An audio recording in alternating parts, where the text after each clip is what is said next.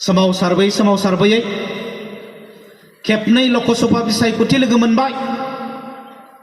खेबसेयाव मेनिफेस्ट'आवनो लिरबाय बिजेपिआ जे जोंनो भट हो, जों सरकार दानो हायोब्ला नोंथांमोननि जेंनाखौ जों सुस्रांनानै होगोन।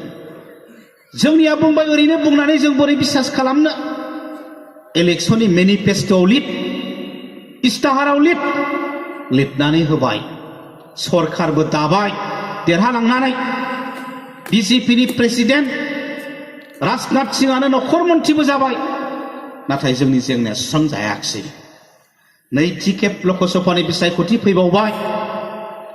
बेयावबो आसामनि बिजेपिनि दैदेनगिरिफ्रा, सेन्ट्रेल बिजेपिनि दैदेनगिरिफ्रा जोंनि लिडारफोरजों सावरायबाय जे जोंखौ मदद खालाम, जों नोंथांमोननि जेंनाखौ सुस्रांगोन।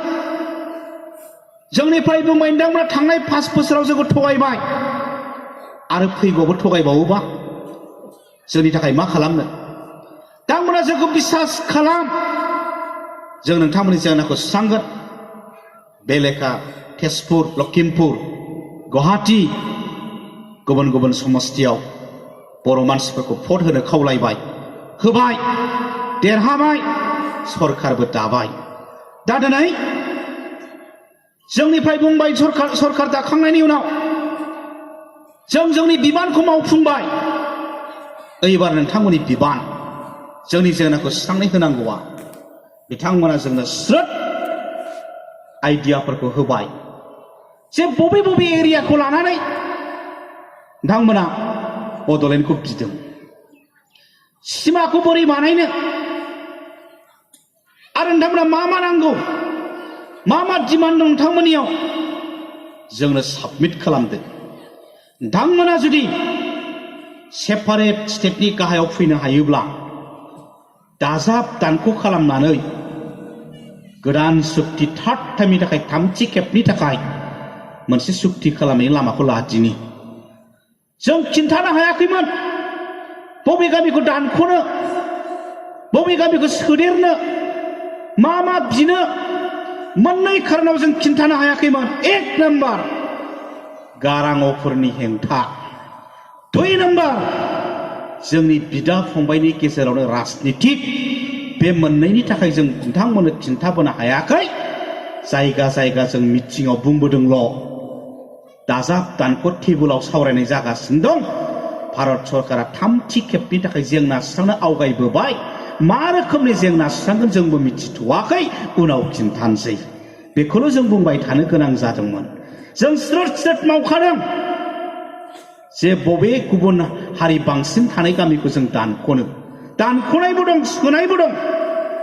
एक्सक्लुसन एन्ड इनक्लुसन होननाय दंखायो। दा जों बे हाबाफारिखौ स्रोद खालामदों। मा मा दाबिफोर थागोन, मा मा जोंनो नांगौ, बेखौ जों स्रोद खालामदों। आरो स्रोद खालामनाय बायदियैनो, टेबोलाव सावरायबोबाय थानाय बायदियैनो फैयै थांनाय 27 थारिखआव, जानुवारि दाननि 27 थारिखआव NDP गावस्रानाय मोनब्रै आफाद आरो दुलाराय बर' फरायसा आफाद, बे मोनबा आफादा सहि होनाय बिटिआर एकर्डआ जानानै थांबाय। बेखौ नोंथांमोना बयबो मोनथिगौ। बे एकर्डनि गेजेरजों जोङो मोनथाम आसा खालामनो हायो। बारा बोफ्ले बाथ्राफोरखौ रायलाया लाबानो। मोनसे आसाया जाबाय बे एकर्डनि गेजेरजों बिटिआरनि बाहेराव थानाय बर'फोरनि थाखायबो सेटेलाइट काउन्सिल मोनफानाय जाबाय। गैयामोन।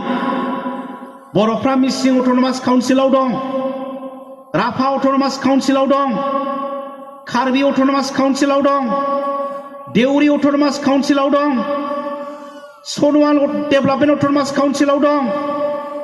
काउन्सिलनि सिङाव काउन्सिल जाया, उइदिन काउन्सिल जाया। बिनिखायनो सेटेलाइट काउन्सिल, बबेबा खनायाव बर' गामि दं, बबेबा हारसा गेजेराव 4 गामि दं, बबेबा बाङालिफोरनि गेजेराव 3 गामि दं। बै गामिफोरखौ नागिर बे काउन्सिलनि गेजेरजों स्कुल लुनो, लामा लुनो, लाइब्रेरि लुनो, मन्दिर लुनो, बाथौ थानसालि लुनो फान्ड हरनाय जागोन सेटेलाइट काउन्सिल। आरो बेखौ सालायनाया मोनथाम मनिटरिं मोनसे कमिटि थागोन, बाहेरावबो थागोन, काउन्सिलावबो थागोन, आसाम गभर्नमेन्टआवबो थागोन आरो बियो फैगौ आसाम एसेम्ब्लिनि बाजेट सेसनाव बिल पास खालामनानै बे काउन्सिलखौ फाइनाल खालामनाय जागोन। बे मोनसे। 2 नाम्बारा जाबाय दा जेराव बिटिसि दङ बे बिटिसिखौ माखासे गामिखौ दानख'नानै आरो माखासे बर' गामिखौ दाजाबनानै बे गोदान बिटिआरखौ खालामनाय जागोन।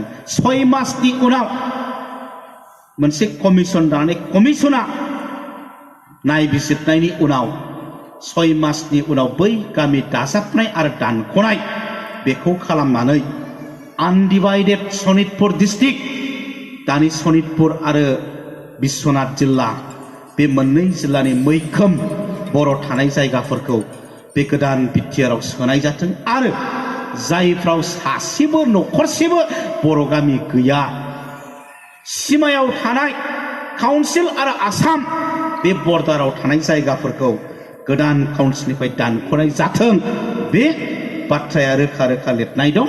आरो बिनिखायनो गोदान काउन्सिला माखासे जिल्ला बारायनानै, साब डिभिजन बारायनानै गसाइगाव जिल्ला, मानास जिल्ला, भेरगाव जिल्ला, बेथिंजाय हलंगि गुबुन गुबुन जिल्ला खालामनानै गोदान काउन्सिलखौ खालामनाय जाबाय। आरो बे काउन्सिलाव गोबां माखासे डेभेलपमेन्ट, सिगाङाव बिटिसिआव डिसिखौ सामलायनो हायामोन, मोनामोन, एसपिखौ सामलायनो मोनामोन, हायामोन आरो बेहाय प्रिन्सिपाल सेक्रेटारि थायोमोन, बेखौबो सामलायनो हायामोन। प्रिन्सिपाल सेक्रेटारिनि जायगायाव दा सिअ, सिइअ, चिफ एक्जिकिउटिभ अफिसार बियो थाबाय आरो आइजिपि पुलिस अफिसार आइजिपिनि जायगायाव डिआइजि बियो फैबाय आरो डिसि आरो एसपिआ चिफ, दानि गोदान काउन्सिलनि चिफनि कनसेन्टजोंसो बिनि खामानिफोरखौ मावनो हासिगोन। बे बाथ्राफ्रा बेयाव लिरजोबनाय दङ, नोंथांमोनाबो फरायनो हागोन। सिगाङाव सेन्ट्रेलनिफ्राय फैनाय, काउन्सिलाव फैनाय फैसाया थ्रु स्टेट आसाम गभर्नमेन्टनि गेजेरजोंसो फैयोमोन, जायनि थाखाय गोसोबायदि खालामनो हायामोन। नाथाय गोदान एकर्डआव 280 इन्डियान संबिजितनि आर्टिकेलखौ एमेन्डमेन्ट खालामनानै आरो बेखौ फैगौ पार्लियामेन्ट सेसनाव बिल लाबोनानै सेन्ट्रेलनिफ्राय फैनाय फान्डखौ डाइरेक्ट काउन्सिलसिम हरनाय जाथों, बियो लिरनाय दङ। दा बेनिखायनो बेयाव गोबां माखासे सुबिदाफ्रा दङ आरो सेन्ट्रेल इउनिभार्सिटि, जायखौ बिटिसि एकर्डनि आगोलावबो बिदोंमोन, मोनाखै, CIT मोनदों, सेन्ट्रेल इन्स्टिटिउट अफ टेक्न'लजि मोनदों, उनाव स्टेट इउनिभार्सिटि बड'लेण्ड इउनिभार्सिटि मोनदों, सेन्ट्रेल इउनिभार्सिटिखौ मोनाखैमोन। दिनै बे एकर्डआव लिरनाय दं आरो बे जायगायाबो मेनसन दं, बरमायाव खालामगोन होननानै बिदिनो लिरनाय दङ। आरो NIT, IIT नि उनावनो NIT, Indian institute of technology, बिनि गाहायावनो NIT, national institute of technology, बेखौबो अदालगुरियाव लुनाय जागोन होननानै बे NIT नि बाथ्रायाबो दङ। दा बेनिखायनो बे एकर्डनि गेजेरजों बर'फोरनि भेन्सार स्कुल, भेन्सार कलेज, हा फाट्टा मोनि, फोरोंगिरि मोनि, बे गासिबो फिलाप जाजोबनांगौ। स्कुला प्रभिन्सियेलाइज जानांगौ, कलेजआ प्रभिन्सियेलाइज जानांगौ।